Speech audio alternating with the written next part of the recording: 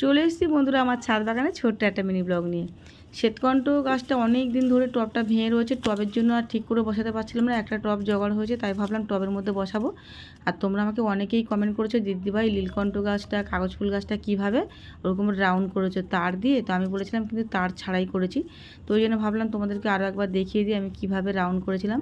তো দেখো বন্ধুরা, আমি কিন্তু প্রথমে কিছু ডাল কেটে পরিষ্কার করে দিলাম, দিয়ে এবার এভাবে পেঁচিয়ে নিয়ে সুন্দর করে এখানে একটা সুতো বেঁধে দেবো। আর কিচ্ছু না, সুতো বা দড়ি কিছু একটা এবং শক্ত দেখে বেঁধে দিতে হবে সুন্দর করে, যাতে না এটা সহজে কেটে যায়। একটু রাউন্ড হয়ে গেলে পরে কেটে গেলে কিছু অসুবিধা হবে না।